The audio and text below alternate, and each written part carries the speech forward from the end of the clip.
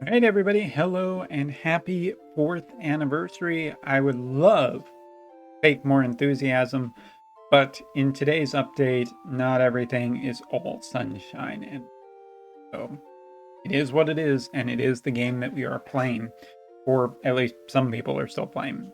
All right, so today we're going to do a brief overview of the two new characters and Holo VCs. And the Holo VCs is the bad part, so if you want to skip ahead to that part of the video.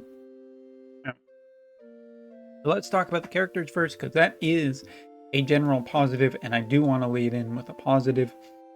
First off, Zidane. Zidane, main character from FF9. Really quite happy with him. As far as I'm concerned, he's looking very successful without having tested him too much, but his low tier, even his low level version is pretty good so far, has some nice movement. Even like 2 jump sounds like such a small thing, but it really is quite nice for just mobility and flexibility. And the way to describe this character, essentially a King Bradley for people who hate King Bradley, but it's probably just a huge answer to a lot of stuff that's going on the JP meta, where Earth and Lightning and Earth Lightning combo teams are kind of all the rage and everywhere. Like Bradalaya still kind of has her reign of terror over here. And with Thunder Astrius, that has made it even stronger. And now they've just combined it with Dario so that, not Dario, what's his name? Gildo. No, the Earth Magic Spear tank guy, Dialdo. That is in combination with Thunder to actually make a very strong team. But of course, if you combine just all the 2 Thunder characters that I mentioned with like Alphonse, that's just a very strong meta team. So yeah, I think that Zidane's very kind of anti-strike, anti-slash, and even a little bit anti-magic too. It puts him against like the most prominent damage types currently, and it makes him do really well. I think that this character is really, really good. Not broken by any stretch of the imagination, but with enough new tricks that he feels fresh and unique compared to a lot of other characters. You can build him to more towards being evadey. You can build him to more being offensive. He has some pretty good defensive capabilities too, and he's able to support defensive. Just pure wind is probably the way most people will look at it. I think that you can do quite a few interesting things, including a combo with Soul as well as Shawls, since that is a fairly immortal spirit for ignore fatal damage type team. That will be supported nicely by Zidane, and Soul and Shawls are actually really strong already, and definitely up there with meta type characters. So yeah, Zidane gets a giant rate of approved as really, really strong so far, preemptively, without doing too terribly much testing on a flexible version of him. Also, his TMR does give a barrier and accuracy up. Both the barriers, physical-based barrier, and a TMR, that's pretty nice just to have access to that and towards any character in the future, because it is an accessory. Now, other character to talk about is Garnet, and Garnet is our free first copy. She looks great. She looks fantastic in Wotv style, and I'm really happy to see her here. Tease there of Alexander's wings. Maybe we'll see a little bit more of that in the near future. But Garnet's TMR a little more flat than Zidane's, like just some status spec protection like Toad and a couple others.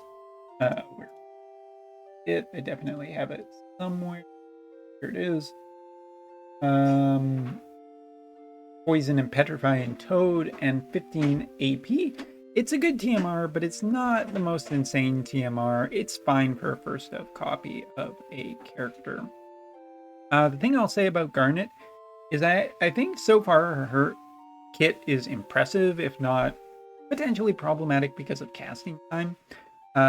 Potentially throwing on a anti-casting time Esper would more balance her out, but she fits well into existing summons, She's generally pretty strong too. Like, I wouldn't say that she's at the level anywhere near the level of like a triple S character, like the highest of the highest, like your like Sephiroth's or Bridal Elias or whatnot.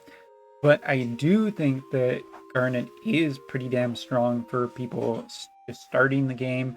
Very flexible, has very capable, like 140, a level 140 version of her can heal after, like, hitting with Dark Bahamut's AoE can do about like 5k damage over 2 hits, which is non-elemental, which gets around some elemental issues. But then if you just throw in the fact that you get like a 4000 HP heal, that's fairly flexible. Garnet's pretty cool. Garnet's entire kit is actually themed not just around one Esper like Yuna, which makes, again, I think her even more interesting. She has Dark Bahamut, she has Sheraton, Golem, and Odin. So I think they found a really nice way of giving her still like towards her element, but also kind of feeling a little bit flavorful with different espers, as in like similar towards the game, but a little bit different because she's in the Wotv world. I actually really like it. There isn't really too much else to say. I think Garnet's really cool, and definitely the best version that we've ever seen of a summoner, and I hope that this continues into the future. All right, last to talk about these two characters is just equipment. Zidane gets the Mage Master, and I actually prefer the Assassin Dagger, which is from the Wave Battle, over the Mage Master. Mage Master is fine to build, just to keep in your back pocket if you ever needed something for reaction block, but if it's between the mace and the dagger, I think Zidane benefits more from the dagger than Garnet from the mace. Garnet's cat claw or tiger claw racket is actually really good for her. It's very offensive. It is magic resistance penetration, magic power up, and magic attack up. Like, it's just really, really good. It's a very offensive weapon, but it's very tailor-made for her. Oh, sorry, magic attack, magic up, magic attack resistance penetration, and evocation boost. So very thematic, and I cannot, like, I really like the tiger claw racket with her. And with Zidane, I think just a really, really nice assassin's dagger or one of the other daggers in the game will be fine for him, but still build the mage. Anyway, hey, that's finished. Cool. So that's that. We'll go into more detail about these two characters later in separate videos. We're going to talk about Holo VCs. Holo VCs, I've been giving the benefit of the doubt, and now that we've seen the update and the banners, they're shit. They are absolutely just dog shit.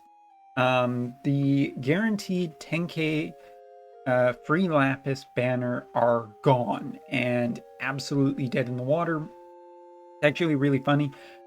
These banners don't even have coins on them, which is weird because it shows coins there, but nowhere on this step up, I think, are there.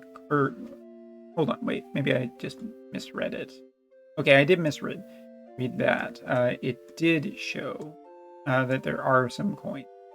But here's the thing. This is the overall thing to note. This is a 60 cost vision card. It is a 351 HP, 155 attack, and 3 agility.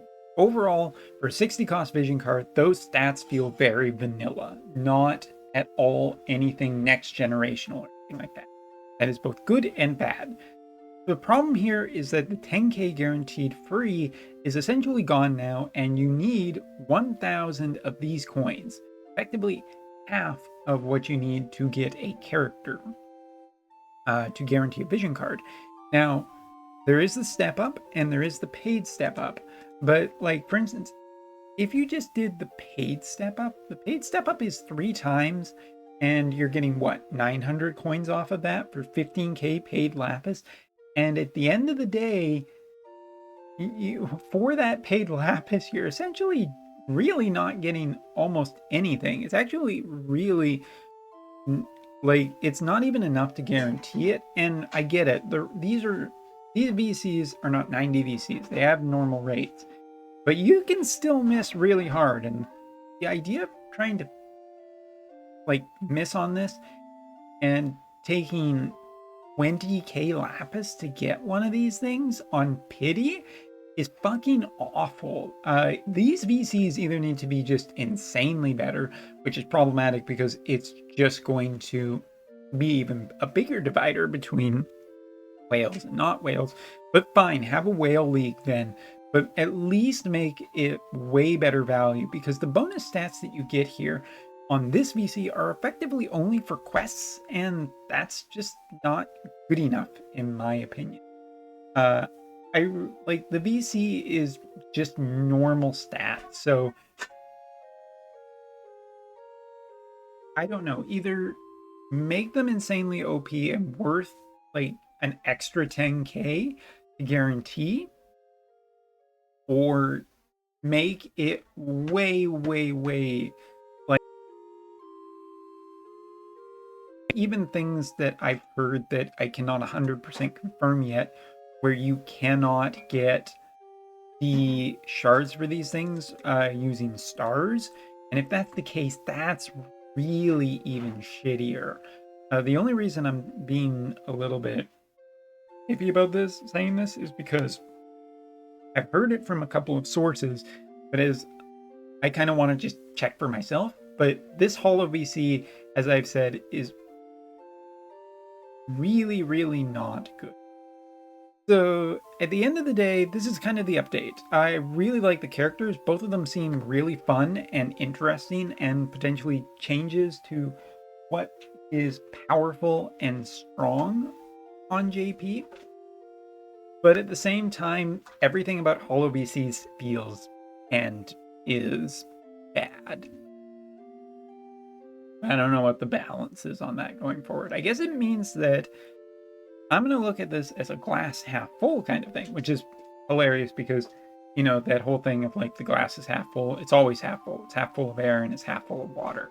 But I'm going to look at this in a positive approach, in that, hey, we don't need to buy, get, or build any more vision cards for the rest of the game. Like regular players, we just don't need to do it anymore. So we can just focus on characters.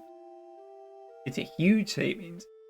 Anyway, let me know what you think in the comments below, and thank you so much as always for watching, and happy anniversary, guys. Good or bad, it is the 4th anniversary, and yay! Wait, hold on, we need fireworks.